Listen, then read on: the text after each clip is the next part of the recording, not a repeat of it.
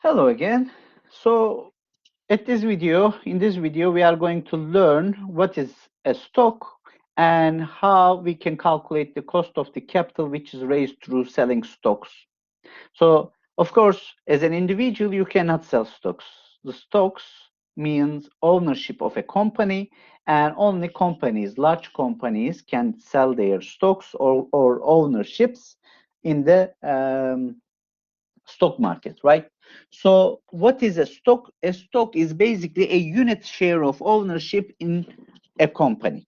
Okay, so basically, let's just say you have a company which is owned by you fully, 100%, and you would like to sell some shares of this company, ownership of this company in the stock market. In that case, for example, if you sell 30% of the ownership to the public, and if they purchase these stocks, in that case, the profit obtained in each year will be distributed to the owners of the company, which means 70% is going to be given to you, and the remaining 30% will be given to the public.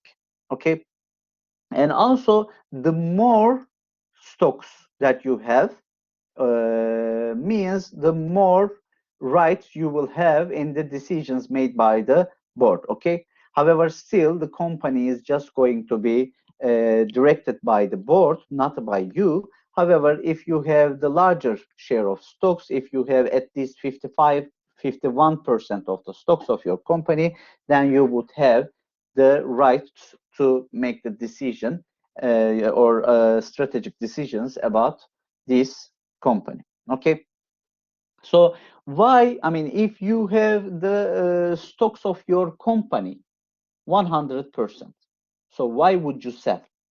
First reason is to raise capital. Okay, because selling stocks may be a better idea than borrowing money from the bank. Okay, if the interest rate that is offered by the bank is a lot larger than you would be paying to the stock owners, in that case you would prefer selling stocks. Okay, as long as you still have the largest percentage of stocks, you can sell the stocks of your company as much as you can. Okay, so it is a much better idea than borrowing money from the banks or credit companies. And there's another reason which I'm going to explain later, and that makes also selling stocks of a company logical in the stock market. Okay, of course, I mean, you are not selling the stocks to the stock market. You are just offering the stocks in the stock market, and if the public is interested in purchasing these stocks, then you will be able to raise capital. Okay, maybe the public wouldn't be interested, they would not find your company a successful company, and they would not think that the price of the stocks will increase in the future. Therefore, they may not choose to purchase your stocks. Okay, so the fact that you are selling stocks in the market does not necessarily mean that the public is going to purchase them. Okay, all right, so let's talk about a few terms about the stocks. A term about the stocks is selling price. It is the amount to pay in order to purchase or sell a unit of share of stock. For example, as a person, if you want to purchase the unit share of Apple stocks, then you need to pay the selling price, the price of the stock to purchase that share. Then at some time later, you can sell your stock if you like. If you think that the price of the stock has increased and you had made profit, then you can sell the stock, and again, you can make a profit from that. But there is also a risk here. The price of the stocks may reduce. If the company is not successful, the price of the stocks may reduce. Therefore, when you sell the stocks that you own, you can also make a loss as well. So that does not necessarily mean that you will always make profit when you sell the stocks that you own back. Okay, and of course there will also be a transaction cost, which is the small difference between the purchase price and sale price of a unit stock. So let's just say you have purchased a company's stock from $100, and 1 minute later you would like to sell it back. At this point, you need to pay some transaction costs, okay? Not every time you can immediately purchase or sell the stocks. So every transaction that you make, every purchase that you make, and every sale that you make as a customer of stocks, you need to pay a transaction cost. So this is just like purchasing dollars or a different amount of monetary unit with your Turkish lira, okay? So if you purchase dollars and you immediately sell these dollars, you are just going to make a loss, a little amount of loss due to the transaction that you make. So these transaction costs are always paid by the purchaser, the party that purchases the stock or sells the stock, okay? These transaction costs are not paid by the company. Company just offers the stocks in the market, okay? And if you think that this company is going to be successful in the future, and if you think that the stock prices will increase, you can purchase right now, and you can possibly sell these stocks in the future to make a profit. However, with every transaction that you make, when you purchase the stocks or when you sell the stocks, you need to pay a small amount of transaction costs regarding to that. Therefore, sudden purchases and sudden sales that you make in the stock market are not profitable. So purchasing a stock is a good investment for you if you think in the long term, not in the short term, okay? So the transaction costs are not paid by the party who offers the stocks in the market. Instead, these transaction costs are paid by the party who purchases the stocks or sells the stocks. There is also another term that is called dividend, okay, which is the share of the profit. A dividend is a distribution of a portion of a company's earnings decided by the board of directors paid to a class of its shareholders. So if you own a certain share of stock from a company, in the end of every year, a corresponding amount of the profit can be distributed to you as well. So let's just say you have purchased 1% of the stocks of a certain company, and you have kept that stock for 1 year until the end of the year. In the end of the year, if that company makes a profit, net profit, and if the board decides to distribute that net profit to the owners, stock owners, shareholders, then you are just going to get 1% of this net profit, which is called dividend. So this dividend is translated into Turkish as kar payı. So it is a very, very easy term to understand, actually. But there is this situation. If your share is small, if your stock share is small, then the board may not think about paying to you. For example, the board can decide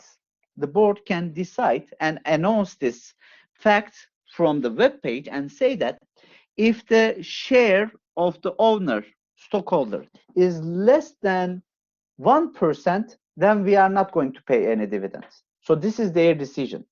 You cannot object to that decision. If you want to object, you can immediately sell your stock because this is their decision. Okay? If you do not like that decision, you can sell your stock. Okay? You shouldn't have purchased that stock in the beginning. So the board can take any decision like this. They can in fact, they can say we are not going to give any portion of the net profit to any of the shareholders. Okay, so nobody. They may make this decision as well. Okay, and they may also make decision such that they are not going to pay any dividend to an owner which owns less than 1% of the company stocks. Therefore, we should say that not every stockholder gets dividends. It is dependent on the decisions of the board of directors. And the dividends can be issued as cash payments and also shares of stocks as well. Okay, for example, you can buy instead of distributing dividend, they can distribute some shares of the stocks which are removed from the stock market. Okay, or they can pay dividends as other property. For example, a share of some resident. Okay. And another thing that we need to learn about the stocks is the return, which is the average rate of change in the stock's price per time unit. Usually the stock prices change continuously.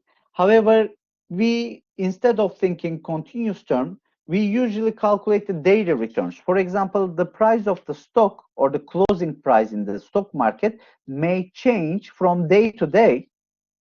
And let's just say the price of the Apple stocks is $100 right now, and tomorrow it will become $105.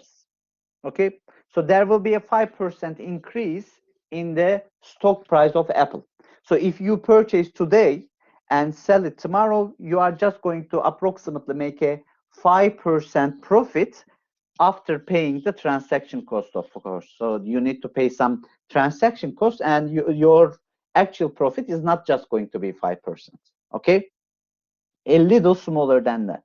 Now that value is going to be called the return of that stock. That 5% is the rate of change in the stock's price per time unit, but that is the daily return.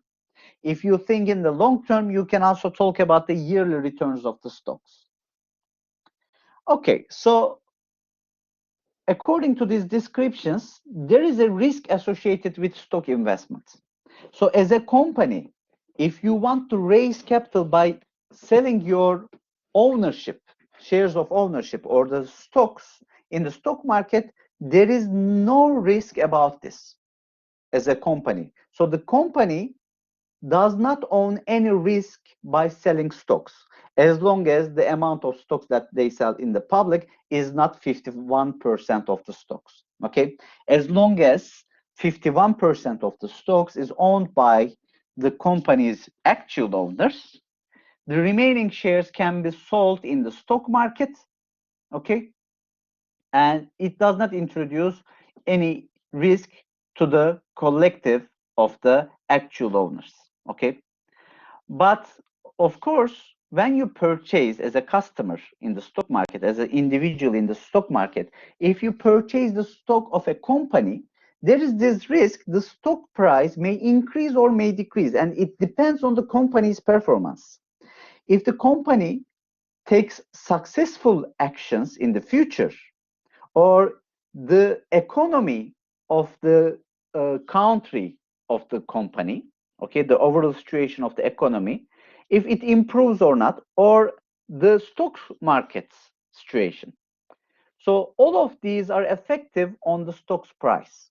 Okay, so the stock that you have purchased may increase its price and return you a profit, or may decrease its price and may create a loss for you, depending on the company's actions, the company's performance, overall situation of the economy that the company is in, or the stock market that you make the transaction. Okay, the company may be successful, the overall situation of the economy can be good, but the stock market would not be a preferable stock market, therefore you can make a loss. So these three factors are mainly effective on the stock price. There are many stock markets that you can purchase the stocks of the companies from.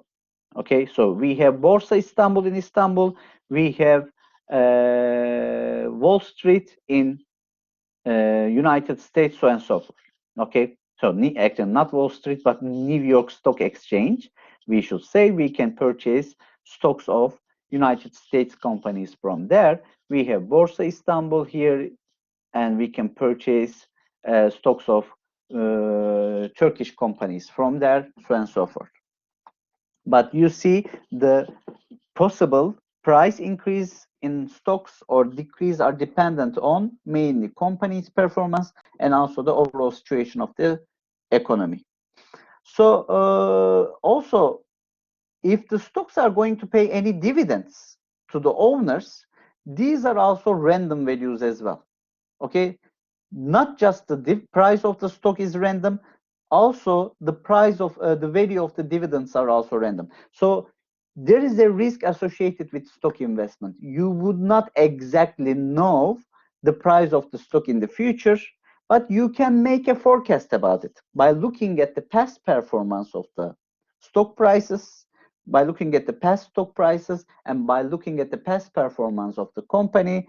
You can make a guess about the future stock prices, and the expected dividend amounts and the expected return of the stock can be predicted by advanced forecasting methods. Okay, then the risk associated to stock investment can be reduced, but still there will be some error in each forecasting, because no forecasting method can find the exact result or the exact value of the future stock price. Therefore, there will always be a risk associated with the stock investment. And who owns that risk? This risk is owned by the purchasing party. Okay. So by selling your stocks, your company stocks in the market, you would not have any risk. In fact, this risk will be owned by the party who purchases your stock. Now, let's just calculate the cost of the capital if you intend to sell a stock. Okay, so let's just say you, as a company, you are going to sell stocks, and if you raise capital by selling stocks, what would be the cost of this capital?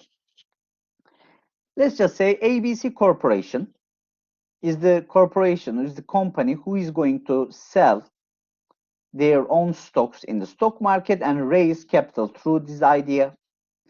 And they are going to sell each share of stock right now $50 at $50. And after selling their stocks right now, and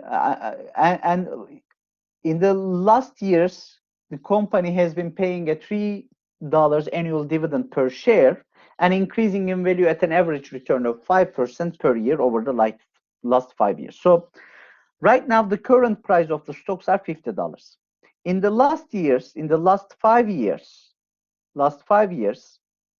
they were paying a $3 of annual dividend per share and increasing in value at an average return of 5% per year over the last 5 years, it says. So this is the last year's prediction, and it is expected that the company stock will maintain this performance over the next 5 years as well. So according to the forecasts, the company's stock price is going to increase by 5% per year.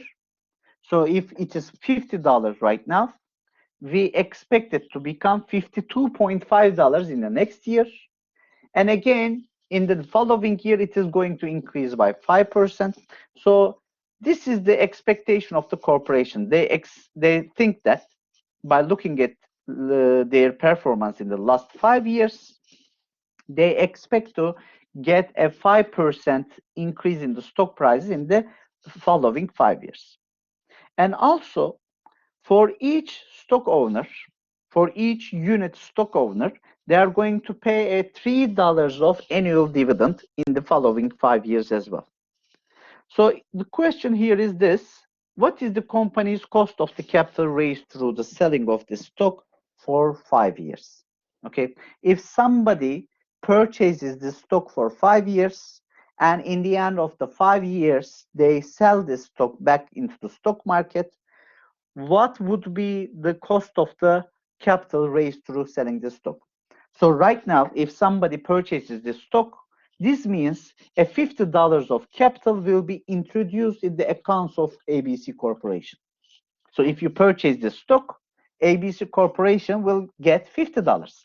But after they get this $50, they are just going to pay or they are expected to pay $3 in the end of each year to you.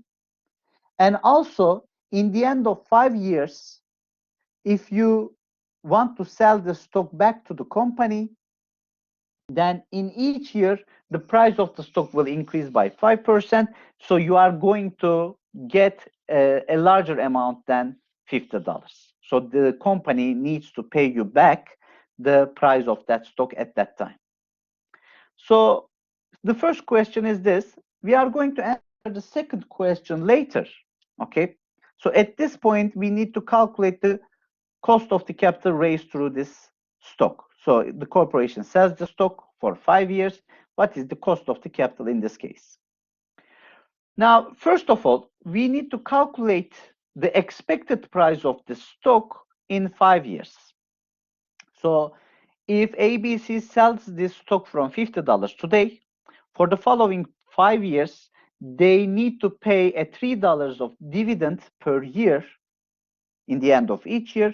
And in the end of 5 years, the price of the stock is expected to compound to $63.81 by an increase of 5% in each following year.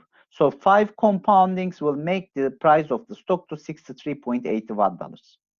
So according to this situation, the cash flow diagram of selling the stock from ABC company's perspective is this. By selling a unit share of stock, they are going to get $50. And in the end of each year, they are going to pay $3 as dividend to the owner of the stock. And in the end of 5 years, they are going to purchase the stock back from $63.81. So this is the cash flow diagram from the company's perspective by selling the stock. So the question is this: what is the cost of the capital here? So we need to create an equivalence here. So under which interest rate this $50 today and the $3 of annual payments plus $63.81 of future value in the end of 5 years are equivalent altogether. So we are going to write this equation down. We will say that the present value of all of these future cash flows must be equal to 50.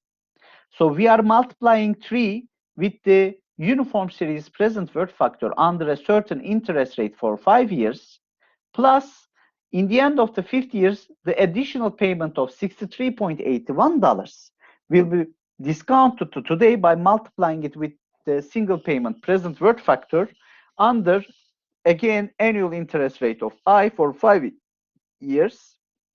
So under which interest rate these discounted values are equal to $50. So we are looking for the interest rate, which creates this equivalence between the right-hand side and the left-hand side. Of course, in order to identify this interest rate, we need to utilize the compound interest tables because there is not a closed form solution for the unknown I value here. So we are just going to rewrite the right-hand side of this equation by taking these factors, discounting factors, in the denominator by taking the multiplicator inverse of them. So 3 divided by A over P instead of multiplying it with P over A, and 63.81 will be divided by F over P instead of multiplying it with P over F. Why? Because in the interest tables, we only have these 2 values. Now, if you check the interest table, and if you take an assumed interest rate of 10%, the uniform series capital recovery factor and the single payment compound amount factor will be 0.26380 and 1.6105 respectively. In fact, let's check these 2 values.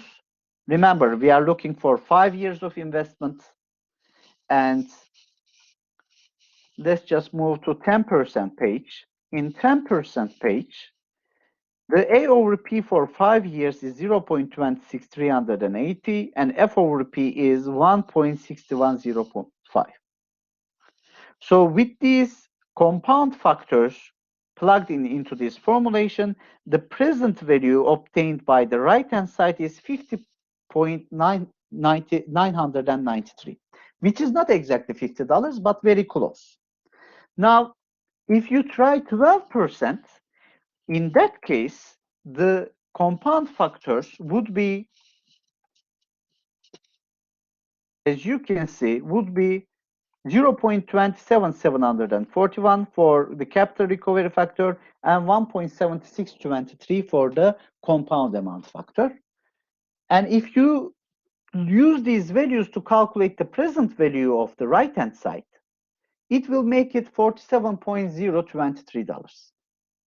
So as you can see, not in 10% interest rate, the present value becomes $50, but not in 12% as well. However, there is an interest rate, annual interest rate between 10% and 12%, which will make the right-hand side exactly equal to $50. So we are interested in identifying that certain interest rate. So basically, under which interest rate exactly, the evaluation of the right-hand side is approximately equal to $50. So how can we find it? We can find it by linear interpolation. So we say that for 10%, the present value is 50.993. For 12%, the present value is 47.023. And we are just going to multiply 10 with the distance between 50 and 47.023. And we are going to multiply 12 with the distance between 50.993 and 50. And summing them up and dividing them to the total distance between 50.993 and 47.023, which will give us the answer of 10.5%, or as decimal 0.105. This is the assumed interest rate,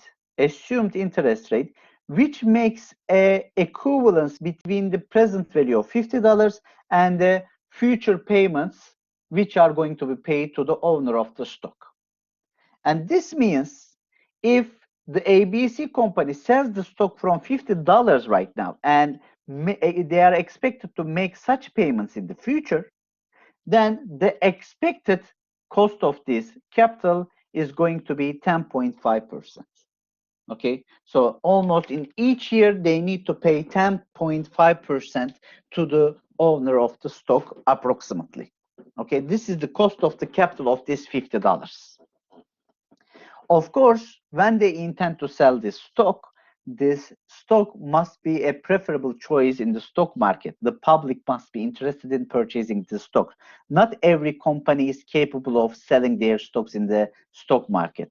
The public may think that your company is successful, and they may also expect an increase in the price of the stock in the future.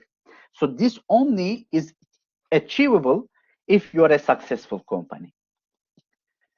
Now, let's just look at the second part of the question. It says, is this stock a good buy for an investor who expects a 9% annual return on his or her investments?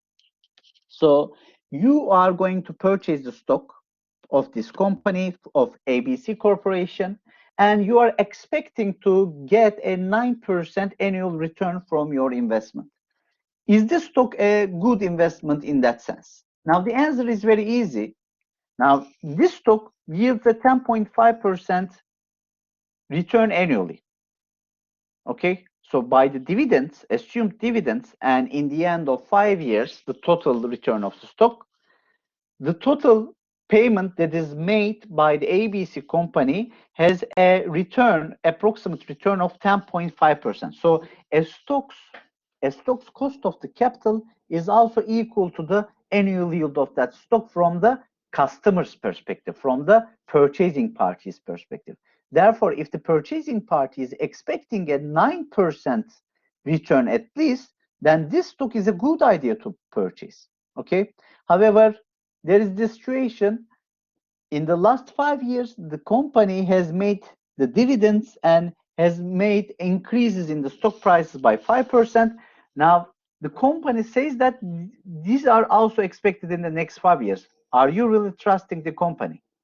So, as a purchasing party, if you really trust the company's performance, then you need to purchase the stocks which are going to return in 10.5% yield per year in expectation. Remember, this is just an expectation. This is not actually going to happen. We are not really sure about it.